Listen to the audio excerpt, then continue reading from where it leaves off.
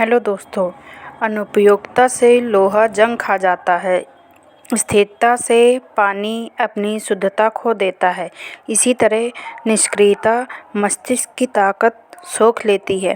जीवन में निरंतर सक्रिय रहें। लक्ष्य के बिना जीवन बिना पते के लिफाफे की तरह होता है, जो किसी भी मुकाम पर नहीं पहुंचता है। जिसका मन मस्त होता है उसके पास समस्त होता है। ईश्वर को अपना न्यायाधीश मानने वाला व्यक्ति जीवन का हर मुकदमा जीतता है, वह भी निःशुल्क। तो इन्हीं सुंदर लाइनों के साथ, इन्हीं पॉजिटिव लाइनों के साथ शुरू करते हैं आज का ब्लॉग।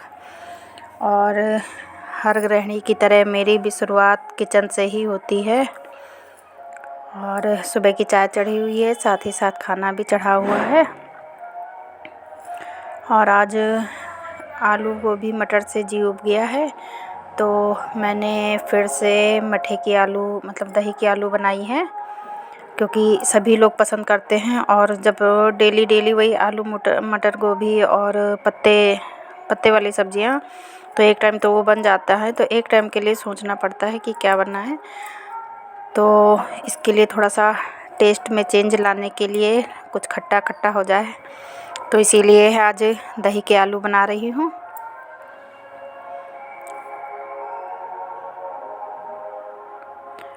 और सब खाना बनाने के बाद साफ़ सफाई शुरू हो गई है, क्योंकि सवेरे तो वैसे भी मैं थोड़ा सा बस आंगन और किचन ही झाड़ पाती हूँ। उसके बाद क्योंकि खाने की जल्दी रहती है, ब्रेकफास्ट लंच सब लमसम मेरा एक ही साथ चलता है, क्योंकि देर से ऑफिस जाते हैं और बच्चे सुबह स्कूल जाते हैं, तो उस हिसाब से दोनों चीज़ एक ही साथ आ जाती है। उसके बाद अब मेरी साफ़ सफाई शुरू हो गई है।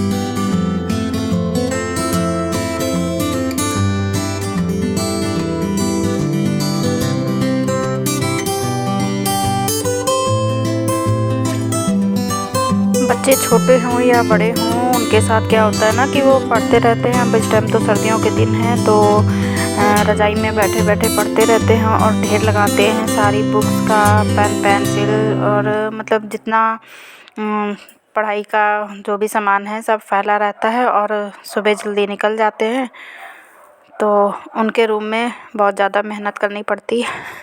सबसे ज़्यादा रखना उठाना ये तो करना ही पड़ता है। बच्चे बड़े हो जाते हैं तो भी वो चीज़ नहीं रहती है। हाँ, गर्मी के दिन होते हैं तो फिर भी, क्योंकि टाइम भी ज़्यादा मिलता है और हाथ पैर भी सही रहते हैं।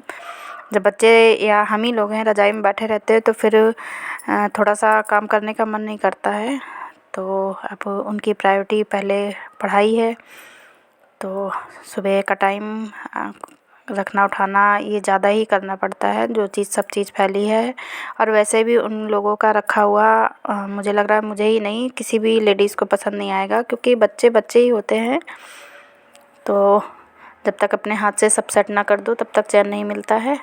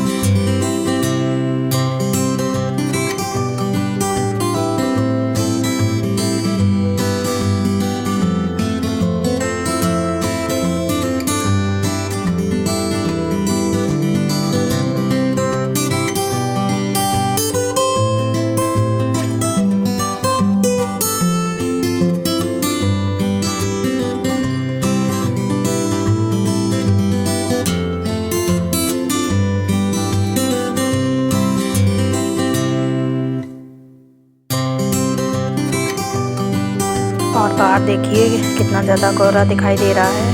3-4 दिन हो गए हैं, अभी धूप नहीं निकली हुई है। और यहाँ की तो रज़ाई मैं फ़ोल्ड कर देती हूँ, पर बेडरूम की तो मैं रज़ाई बस बेडशीट झाड़ने के लिए ही हटाती हूँ, बाकी पूरा दिन वो फैली ही रहती है। तो यहाँ सब सामान सेट कर दिया है। और ये देखिए बाहर काफ़ी ज़्यादा कोहरा है अभी, मतलब आज तो पूरा दिन ही ऐसा निकल गया कि ये लग ही नहीं रहा था कि अब दिन के 11 बजे हैं या 1 बजा है या 3 बजे हैं। पूरा दिन सुबह से शाम तक बराबर ही रहा। सूर्य भगवान ने दर्शन ही नहीं दिए। और आप लोगों के सिटी में क्या हाल है ठंड का? धूप निकल रही है या नहीं, कमेंट्स करके बताइएगा। और साफ़ सफाई के बाद एक साड़ी आई थी पीको के लिए, तो मैंने सोचा उसको भी निपटा देती हूँ, क्योंकि अब मैं ज़्यादा काम नहीं करती हूँ, पर इस टाइम तो सहालक भी नहीं है, इसलिए बस वही इक्का दुक्का काम आता है। क्योंकि मैं चाहती भी नहीं, सर्दी में आता भी है तो मैं मना कर देती हूँ, क्योंकि मुझे इस टाइम बहुत दिक्कत होती है। तो मैंने लगभग सिलाई वाला काम पूरा ही बंद कर दिया है।